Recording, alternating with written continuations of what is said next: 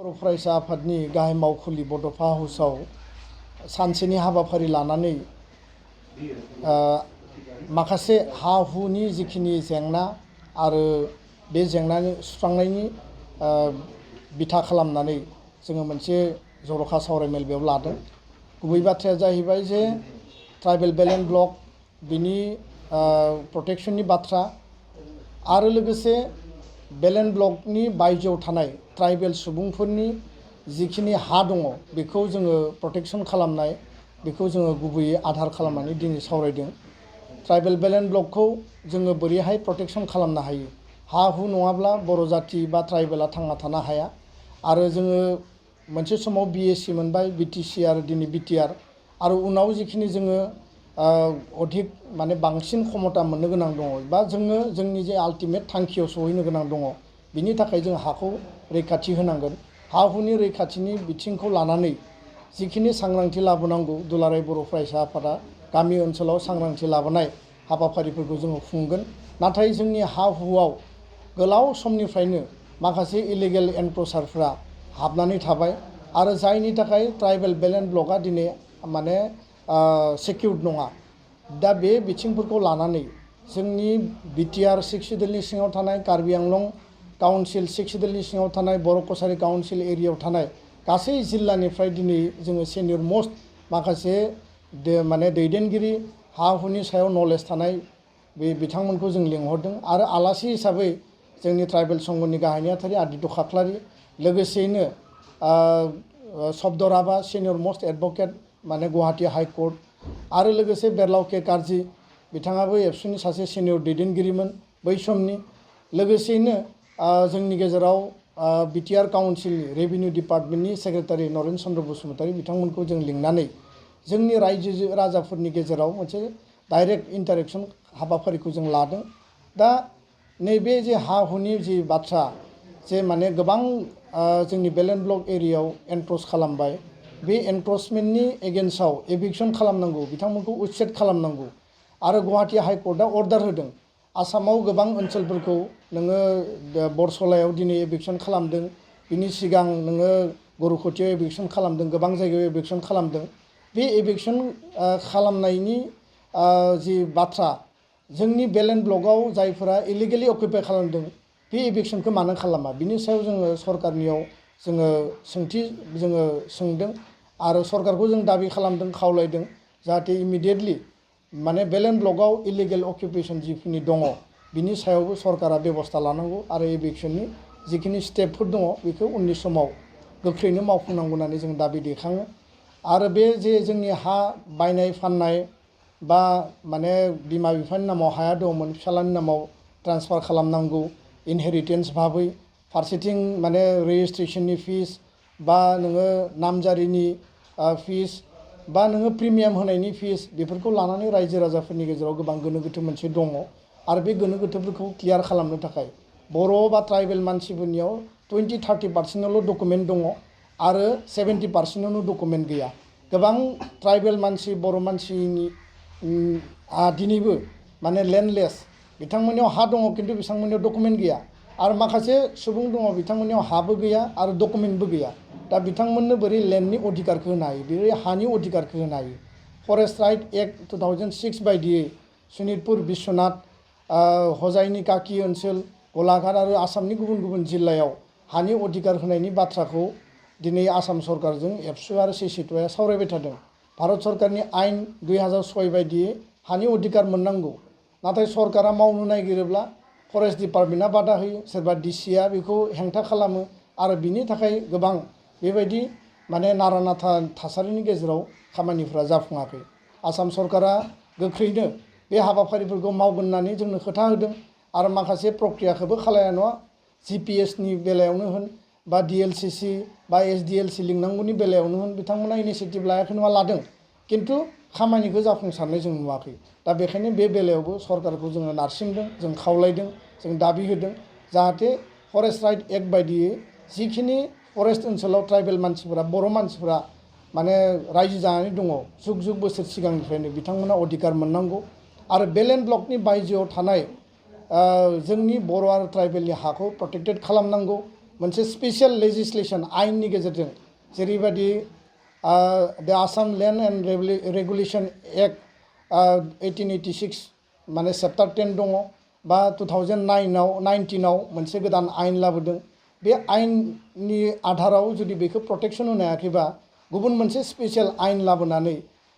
बर' आरो ट्राइबेलफोरा रायजो जानाय बै हाफोरखौ प्रटेक्शन होनांगौ कास्ट लेन्ड ग्रेजिं लेन्ड वाटार बडिसनि बाथ्रा बुंदों आरो 2020 सननि शान्ति सुक्ति बर' पिस एकर्डआव लिरनाय दङ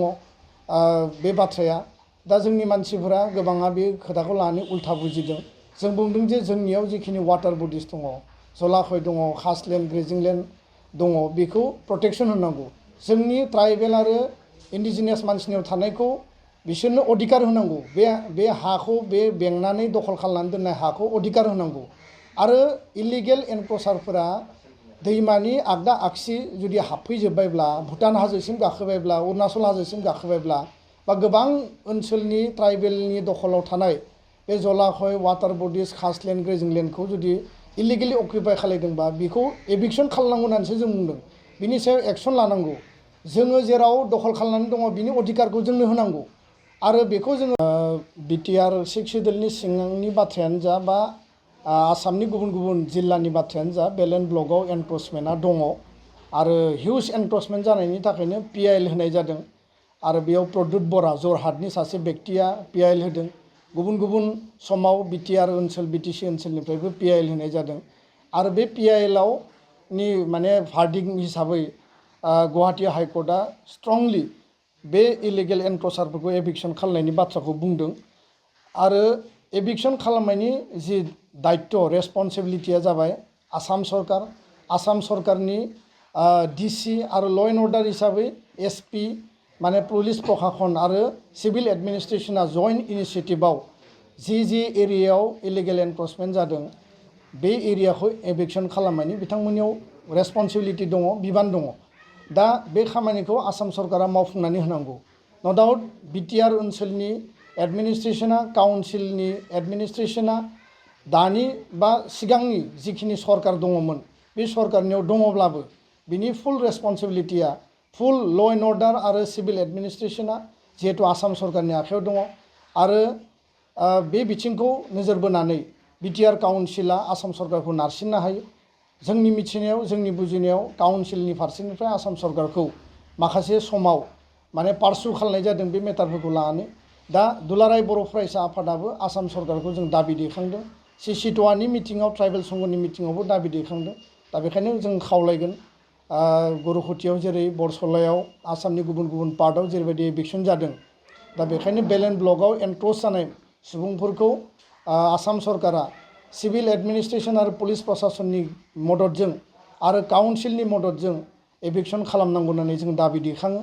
आरो बे बेलायाव मोनसे बिथिंखौबो नोजोर होनो गोनां जेब्ला एभिक्सन जायो जेब्ला जोङो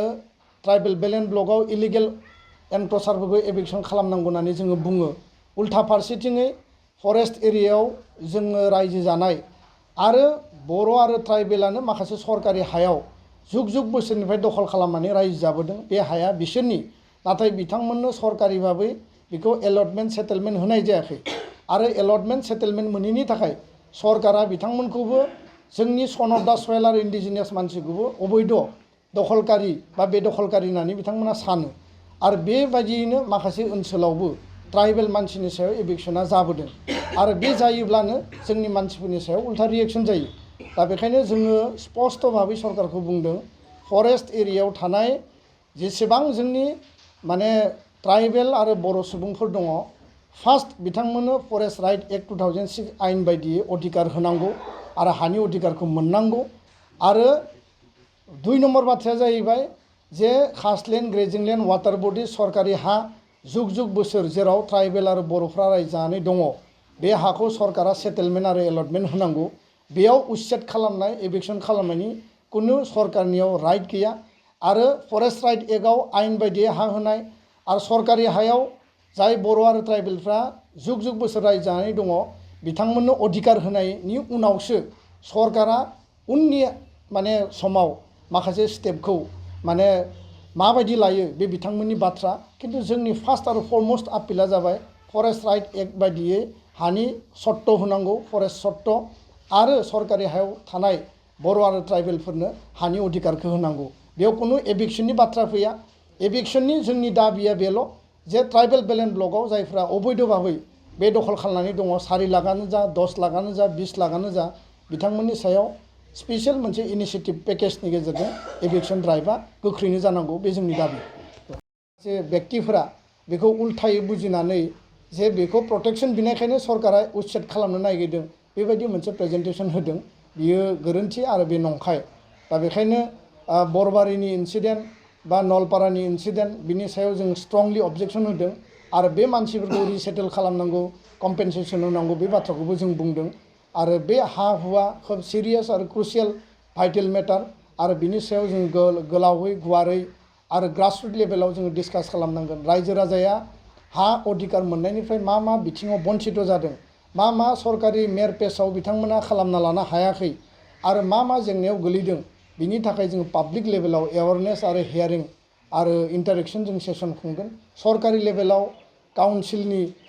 बिटिआर 6 सिडुल काउन्सिलनि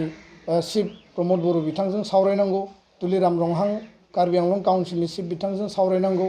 आसामनि चिफ मिनिस्टार लेभेलाव बा लेन्ड रेभिनिउ नि मिनिस्टारनि बेलायाव जि सावरायनांगौ बे बिथिंखौ जोङो CC2 आरो एबसुआ जोङो लांगोन आरो गुबुन मोनसे बिथिङा जाबाय जे डिलिमिटेशन कमिसन जि माने डिलिमिटेशन एक्ट 2002 नि आधाराव जोंनि जि पार्लियामेन्ट आरो एसेम्ब्लिया डिलिमिटेशन जायाखै बे 50 बोसोर जाबाय आसाम अरुणाचल मेघालय आसाम अरुणाचल मणिपुर आरो नागालेण्डआ थालांदों ल' एन्ड अर्डार सिटुएशनाव 2002 नि एक्ट बायदियै 2008 आव बेखौ गोबां भारतनि स्टेटफोराव जालांबाय मोनब्रै स्टेटआव थालांदों आरो बे बिथिङाव 6 schedule plan Kokrajhar समस्तिया 100% reservation intact थानांगौ जोङो इलेक्शन कमिशन अफ इन्डियानो जोङो मेम'रेन्डाम होदों आरो 2001 नि सेन्सासनि आधाराव बे डिलिमिटेशना जानांगौ कार्बि आंलंआव डिफु समस्तिया ST जायोब्ला माने 6 सिडुल हिल्सआव 6 सिडुल प्लेन्सआव जोंनि रिजार्भेशना इन्टेक्ट थानांगौ बेयाव जों कुनु कम्प्रमाइज गैया बे बाथ्राखौ जोङो बुंदों आरो डिलिमिटेशन जायोब्ला बिटिआर काउन्सिलनि सिङाव जोंनि पार्लियामेन्टनि समस्तिया फैगोन आरो एडिशनेलि थांनाय समनि एसेसमेन्ट बायदिब्ला एनालाइज बायदिब्ला उदालगुरि मोनसे जोङो समस्ति पार्लियामेन्ट जोङो मोनदेरगोन बे जोंनि थाखाय बेनिफिट आरो फारसेथिं जोंनि जि सरभोग बर्मा आरो जिखिनि समस्ति 6 सिडुलनि बाहेरायाव दङ बे 6 सिडुलनि बाहेरायाव थानाय समस्तिफोरनि सिङाव 3.5 लाखसो भटारा क'क्राझार समस्तियाव हाबो आरो बेखौ दानख'नानै हरोब्ला अट'मेटिकेलि माने जोंनि टेरिटरिनि आन्दाराव बे समस्तिया माने फुल फ्लेजेड जागोन आरो बेखायनो बे बाथ्राफोरखौ लानानै दिनै जोङो रायजो राजानिफ्राय अपिनियन लादों बिनि सायाव जोङो मा मावनो हायो मा मावनो हाया आरो मावनो थांनायाव जाहाथे जेबो जेंना नुजाया आरो रिजार्भेशना कुनु कारनाव जाहाथे माने डाइल्युट जाया बे बाथ्राखौ जों नोजोर होदों बिटिआर नि समस्तिखौ 60टा बारायनांगौ बाउन्डारि एक्सटेनसननि उनाव बर' कसारि काउन्सिलनि समस्तिया 36टा जानांगौ बिनि सायावबो गोबां हाबाफारि मावनो गोनां दङ बिनि थाखायबो जों बयनिफ्रायबो अपिनियन लादों दा बेखायनो पजिटिभ मोनसे डायनेमिक पलिसि आरो स्ट्रेटेजिनि गेजेरजों दुलाराय बर' फरायसा आफादा दिनैनि जोंनि प्रिलिमिनारि जि डिसकासन बेखौ जोङो लादों गोबां व्यक्तिनिफ्राय गोबां एक्सपिरियेन्स मानसिफोरनिफ्राय जोङो माखासे अपिनियन आरो साजेसनखौ जों लाबावगोन आरो बिनि सायाव जोंहा साननो गोनां मावनो गोनां गोबां बिथिं दङ होननानै जों सानो आरो बेखिनिखौनो आं बुंबाय